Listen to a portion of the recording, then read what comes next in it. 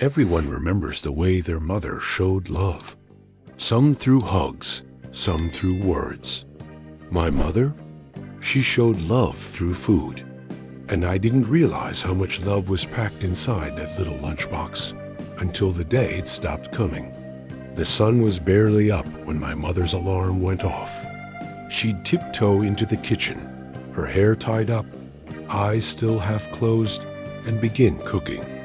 The sizzle of eggs, the smell of rice, the sound of her humming an old folk song, that was my childhood alarm clock. She'd call out softly, "Wake up, Kai. Breakfast is getting cold." I was 10. I hated mornings. And I hated that old metal lunchbox she made me carry every day. It was scratched, old, and smelled like soy sauce.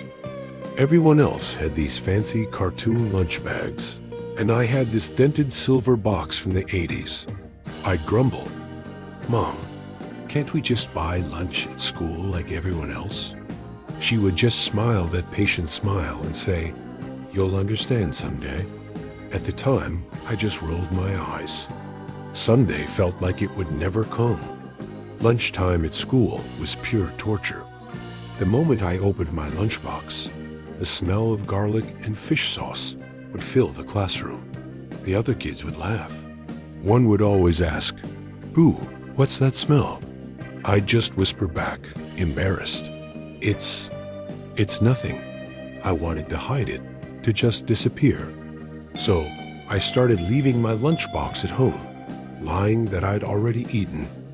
Sometimes I'd take it, but throw the food away before I even reached the school gates. That night, my mom smiled as she opened the empty box. "Looks like you enjoyed lunch today," she said softly. I just nodded, not meeting her eyes. She didn't say another word, but later that night, I heard her crying quietly in the kitchen. The sound of the faucet running couldn't completely hide her sobs. I pretended I didn't hear it. Years passed.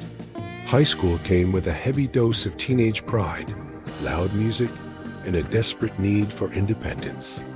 Mom was always there, a constant presence, asking if I'd eaten, if I needed new clothes, if I was okay.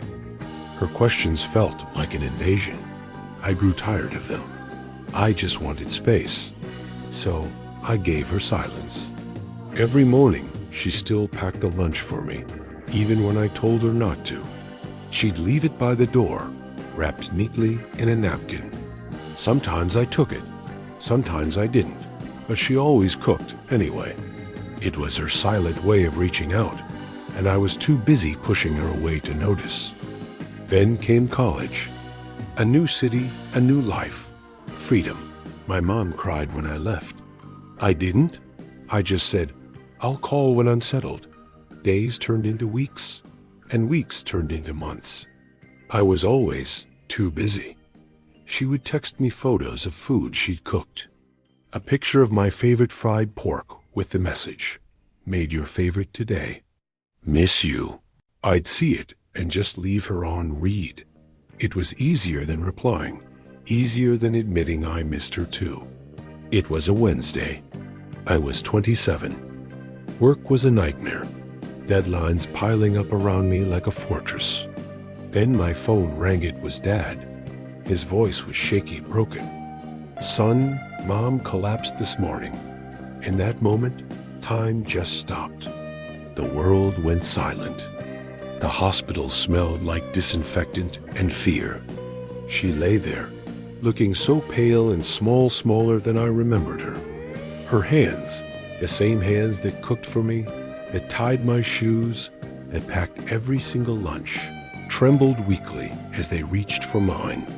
She whispered, her voice barely there, "You look tired, Guy. You haven't eaten, have you?" Even then, she was worried about me. She didn't wake up the next morning. The doctor said her heart just stopped, but I think it broke long before that. A little piece at a time. Every time I rolled my eyes, every time I threw her food away, every time I left her on red.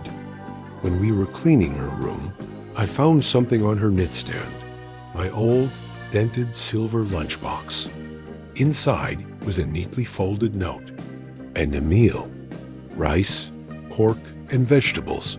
The exact same lunch she made for me when I was 10. The note said, "In case you forget to eat again.